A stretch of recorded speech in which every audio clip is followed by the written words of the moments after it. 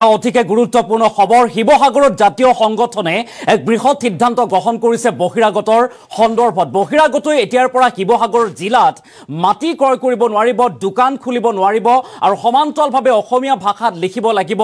নাম ফলক আৰু এনেদৰে ৩০টাকৈ জাতীয় সংগঠনে শিৱসাগৰত বহিৰাগতক নিষিদ্ধ কৰাৰ সিদ্ধান্ত গ্ৰহণ কৰিছে আমি সবিস্তাৰে খবৰটো লৈ অহাৰ চেষ্টা কৰিম এটা ডাঙৰ খবৰ ব্ৰেকিং নিউজ এই মুহূৰ্তত জনাইছো শিৱসাগৰত জাতীয় সংগঠনে লৈছে বৃহৎ সিদ্ধান্ত আৰু সম্পূৰ্ণৰূপে নিষিদ্ধ কৰা হৈছে শিৱসাগৰত বহিৰাগতক শিৱসাগৰত নিষিদ্ধ কৰা হৈছে আৰু শিৱসাগৰত থলুৱাৰ মাটি ক্ৰয় কৰিব নোৱাৰিব বহিৰাগতই এতিয়াৰে পৰা শিৱসাগৰত থলুৱা খিলঞ্জীয়াৰ মাটি ক্ৰয় কৰিব নোৱাৰিব ৩০টাকৈ জাতীয় সংগঠনৰ বৈঠকত এই বৃহৎ সিদ্ধান্ত লোৱা হৈছে বহিৰাগতক লৈ আৰু বহিৰাগতক মাটি বিক্ৰী কৰা থলুৱাৰ বিৰুদ্ধেও কঠোৰ হোৱাৰ সিদ্ধান্ত লৈছে এতিয়া জাতীয় সংগঠনে আৰু তেনে লোকক সামাজিকভাৱে বৰ্জন কৰাৰ সিদ্ধান্ত কৰা হ'ব এঘৰীয়া কৰাৰ সিদ্ধান্ত লৈছে জাতীয় সংগঠনে আৰু জিলাখনত বহিৰাগত কোনো লোকে খুলিব নোৱাৰিব এতিয়া দল সংগঠন আৰু সমান্তৰালকৈ বহিৰাগতৰ দোকান পোহাৰৰ নাম অসমীয়াত লিখাটো বাধ্যতামূলক কৰাৰ সিদ্ধান্ত লোৱা হৈছে খিলঞ্জীয়া ভাষাত লিখিব লাগিব আঞ্চলিক ভাষাত মাতৃভাষাত লিখিব লাগিব থলুৱা লোকৰ ওপৰত নিৰ্যাতন চলোৱা বহিৰাগতৰ বিৰুদ্ধে এই কঠোৰ সিদ্ধান্ত নিৰ্যাতন চলোৱা বহিৰাগতৰ দোকান পোহাৰ চিৰদিনলৈ বন্ধ কৰাৰো সিদ্ধান্ত লৈছে জাতীয় সংগঠনে আৰু ৩০টাকৈ জাতীয় সংগঠনৰ সভালৈ আমন্ত্ৰণ জনোৱা হৈছিল চহৰখনৰ ব্যৱসায়ীসকলকো জনোৱা হৈছিল আমন্ত্ৰণ কিন্তু অধিকাংশ ব্যৱসায়ীয়ে উপস্থিত নাথাকিল উক্ত সভাত আৰু সভাত অনুপস্থিত ব্যৱসায়ীসকলক ২৪ ঘণ্টাৰ ভিতৰত ক্ষমা খোজাৰ দাবী উত্থাপন কৰা হৈছে হুংকাৰ দিয়া হৈছে এগৰাকী পাঞ্জা খেলুৱৈক বহিৰাগত বনিয়াৰ আক্ৰমণৰ পাছতেই এই সিদ্ধান্ত লোৱা হৈছে এটা ডাঙৰ খবৰ শিৱসাগৰত জাতীয় সংগঠনে এই বৃহৎ সিদ্ধান্ত লোৱা পৰিলক্ষিত হৈছে পুনৰবাৰলৈ কৰিছো এটা ডাঙৰ খবৰ এই মুহূৰ্তত শিৱসাগৰত জাতীয় সংগঠন ৩০টাকৈ জাতীয় সংগঠনে এই বৃহৎ সিদ্ধান্ত লৈছে এতিয়াৰে পৰা জিলাখনত বহিৰাগতই মাটি ক্ৰয় কৰিব নোৱাৰিব থলুৱাৰ মাটি বা ভূমি ক্ৰয় কৰিব নোৱাৰিব দোকান পোহাৰ খুলিব নোৱাৰিব আৰু দোকান পোহাৰত অসমীয়া ভাষাত লিখিব লাগিব নাম ফলক আৰু বহিৰাগতৰ দোকান পোহাৰত এনেদৰে এতিয়া দাদাগিৰি নচলিব বহিৰাগতক লৈ এই বৃহৎ সিদ্ধান্ত লৈছে ৩০টাকৈ জাতীয় সংগঠনে কেইবাটাও জাতীয় সংগঠন আছে আৰু তাৰ পাছতেই শিৱসাগৰত এক উত্তপ্ত পৰিৱেশে বিৰাজ কৰিছিল এই কাৰণে যে এগৰাকী পাঞ্জা খেলুৱৈক বহিৰাগত বনিয়াই আক্ৰমণ কৰিছিল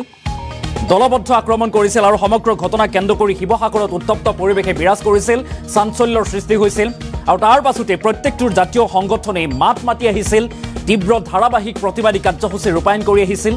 আৰু তাৰ পাছতে এতিয়াও সেই প্ৰতিবাদতে অটল আছে আৰু অটল থকাৰ পাছতে ক্ষমা খোজাৰ দাবী উত্থাপন কৰি পুনৰবাৰ বহিৰাগতক লৈ বৃহৎ সিদ্ধান্ত লৈছে সেয়া হৈছে যে বহিৰাগতই শিৱসাগৰ জিলাত মাটি ক্ৰয় কৰিব নোৱাৰিব থলুৱাৰ ভূমি ক্ৰয় কৰিব নোৱাৰিব লগতে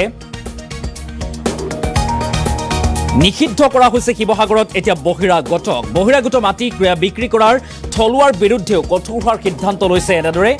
জাতীয় সংগঠনে মন্তব্য আছে জাতীয় সংগঠনৰ কিছু মন্তব্যৰ কিৰদাংশ আমাৰ হাতত আছে আমি সেই মন্তব্য আগবঢ়োৱাৰ চেষ্টা কৰিম জিলাত বসবাস কৰা প্ৰতিজন থলুৱা অসমীয়া ব্যক্তিয়ে তেওঁলোকৰ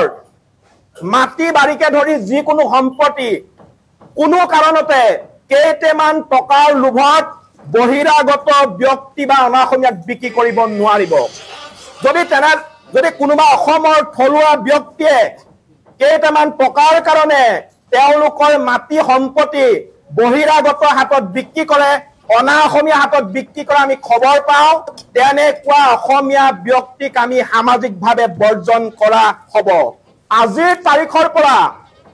আজি সভা এটা সিদ্ধান্ত গ্ৰহণ কৰিছে যে আজিৰ তাৰিখৰ পৰা অসমত আৰু শিৱসাগৰত বিশেষকৈ শিৱসাগৰত কোনো অনাঅসমীয়া বা বহিৰাগত সম্প্ৰদায়ে তেওঁলোকৰ সম্প্ৰদায়ৰ নামত দল সংগঠন খুলি ইয়াত দপদপনি চলাব নোৱাৰিব তেওঁলোকে অসমীয়া জাতিৰ অসমীয়া ভাষা কলা কৃষ্টি সংস্কৃতিৰ উত্তৰণৰ কাৰণে যদি কাম কৰিব বিচাৰে অসমত থকা অসমীয়া থলুৱা জাতীয় জনগোষ্ঠীয় দল সংগঠনসমূহৰ লগত একত্ৰিতভাৱে কাম কৰক কিন্তু বেলেগকৈ তেওঁলোকৰ সম্প্ৰদায়ৰ নামত ইয়াত সংগঠন খুলি ইয়াত দপদপনি চলাব নোৱাৰিব আজিৰ তাৰিখৰ পৰা শিৱসাগৰত থকা অসমত থকা প্ৰতিখন ব্যৱসায়িক প্ৰতিষ্ঠানত ডাঙৰ ডাঙৰকৈ তেওঁলোকৰ নাম ফলকসমূহ অসমীয়া ভাষাত লিখিব লাগিব। আমাৰ অসমৰ অসমীয়া থলুৱা যুৱক যুৱতীৰ ওপৰত যদি শাৰীৰিকভাৱে আক্ৰমণ কৰিবলৈ হয়, মানসিকভাৱে অত্যাচাৰ কৰিবলৈ হয়, বা অসমৰ অসমীয়া ভাষা কলা কৃষ্টি সংস্কৃতিৰ ওপৰত যদি অপমান কৰিবলৈ হয়, উপলুঙাসূচক মন্তব্য দিবলৈ হয়, তেতিয়াহ'লে তেনেধৰণৰ বহিৰাগত বনিয়া,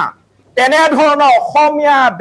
অনাঅসমীয়া ব্যৱসায়ী প্ৰতিষ্ঠান সম্পূৰ্ণৰূপে বন্ধ কৰি দিয়াৰ লগতে তেওঁলোকে তালি টোপোলা বান্ধি নিজৰ ঠাইলৈ যাবগৈ লাগিব। যি আমাৰ নিমন্ত্ৰণ ৰক্ষা কৰি আমাৰ সভাত উপস্থিত নহলে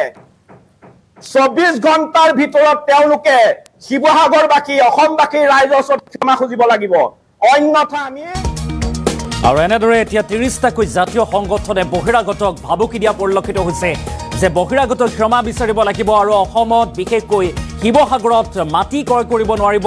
দল সংগঠন খুলিব নোৱাৰিব, লগতে দোকান পোহাৰ খোলাটো দোকান পোহাৰত নাম লগাব লাগিব, অসমীয়া ভাষাত নাম ফলক লগাব লাগিব বুলি এতিয়া নীতি নিয়ম বান্ধি দিয়া দেখিবলৈ পোৱা গৈছে। এটা ডাঙৰ খবৰ এই মুহূৰ্তত জনাইছোঁ, শিৱসাগৰত নিষিদ্ধ কৰা হৈছে বহিৰাগতক। আৰু বহিৰাগতক লৈ এতিয়া ডাঙৰ সিদ্ধান্ত 30টাকৈ জাতীয় সংগঠনে এক বৈঠকত মিলিত হৈ বহিৰাগতক লৈ শিৱসাগৰত লৈছে এই বিশেষ সিদ্ধান্ত। মাটি বিক্ৰী কৰা থলুৱাৰ বিৰুদ্ধেও লোৱা হ'ব বিহিত ব্যৱস্থা বা কঠোৰ হ'ব জাতীয় সংগঠন, সেই কথাও উল্লেখ কৰিছে। শিৱসাগৰত জাতীয় সংগঠনে এনেদৰে বহিৰাগতক লৈ লৈছে এই বৃহৎ সিদ্ধান্ত আৰু সম্পূৰ্ণৰূপে নিষিদ্ধ কৰা হৈছে এতিয়া শিৱসাগৰত বহিৰাগতক। শিৱসাগৰত থলুৱাৰ মাটি ক্ৰয় কৰিব নোৱাৰিব বহিৰাগতই মাটি ক্ৰয় কৰিব নোৱাৰিব। 30টাকৈ জাতীয় সংগঠনে এই বৃহৎ সিদ্ধান্ত লোৱা পৰিলক্ষিত হৈছে। আমি পুনৰবাৰলৈ কৰিছোঁ যে বহিৰাগতই কিনিব নোৱাৰিব মাটি, খুলিব নোৱাৰিব দল সংগঠন, লগতে দোকান খুলিলেও লগাব লাগিব অসমীয়াৰ ফলক। আৰু এই সিদ্ধান্ত লৈছে এক বৈঠকত,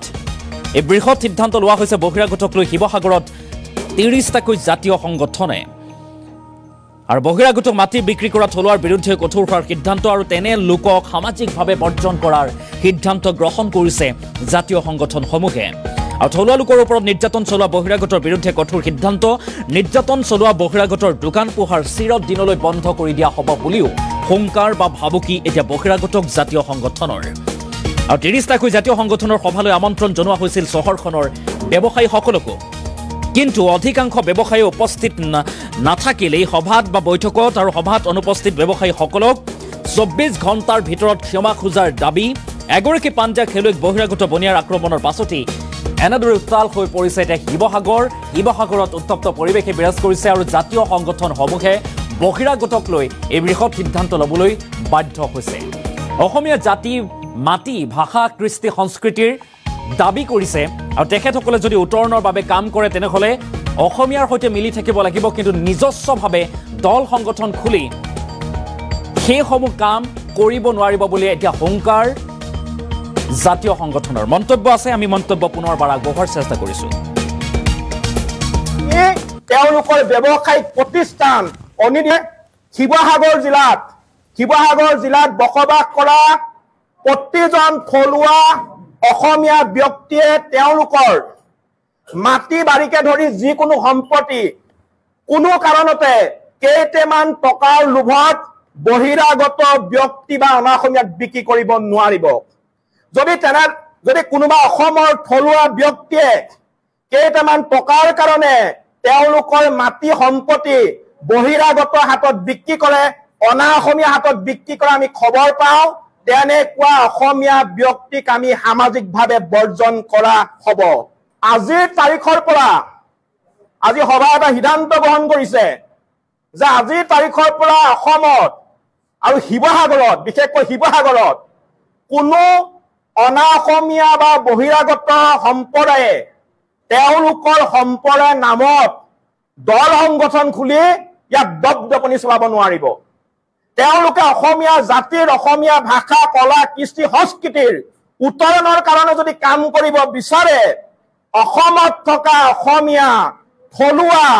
জাতীয় জনগোষ্ঠীয় দল সংগঠনসমূহৰ লগত একত্ৰিতভাৱে কাম কৰক। কিন্তু বেলেগ বেলেগকৈ তেওঁলোকৰ সম্প্ৰদায়ৰ নামত ইয়াত সংগঠন খুলি ইয়াত দবদবনি চলাব নোৱাৰিব। আজিৰ তাৰিখৰ পৰা শিৱসাগৰত থকা অসমত থকা প্ৰতিখন ব্যৱসায়িক প্ৰতিষ্ঠানত ডাঙৰ ডাঙৰকৈ তেওঁলোকৰ নাম ফলকসমূহ অসমীয়া ভাষাত লিখিব লাগিব। আমাৰ অসমৰ অসমীয়া থলুৱা যুৱক যুৱতীৰ ওপৰত যদি শাৰীৰিকভাৱে আক্ৰমণ কৰিবলৈ হয়, মানসিকভাৱে অত্যাচাৰ কৰিবলৈ হয়, বা অসমৰ অসমীয়া ভাষা কলা কৃষ্টি সংস্কৃতিৰ ওপৰত যদি অপমান কৰিবলৈ হয়, উপলুঙাসূচক মন্তব্য দিবলৈ হয়, তেতিয়াহ'লে তেনেধৰণৰ বহিৰাগত বনিয়া, তেনেধৰণৰ অসমীয়া অনাঅসমীয়া ব্যৱসায়ী প্ৰতিষ্ঠান সম্পূৰ্ণৰূপে বন্ধ কৰি দিয়াৰ লগতে তেওঁলোকে টালি টোপোলা বান্ধি নিজৰ ঠাইলৈ যাবগৈ লাগিব। যি আমাৰ নিমন্ত্ৰণ ৰক্ষা কৰি আমাৰ সভাত উপস্থিত নহলে 24 ঘণ্টাৰ ভিতৰত তেওঁলোকে শিৱসাগৰবাসী অসমবাসী ৰাইজৰ ওচৰত ক্ষমা খুজিব লাগিব। অন্যথা আমি তেওঁলোকৰ ব্যৱসায়িক প্ৰতিষ্ঠান অনিৰ্দিষ্ট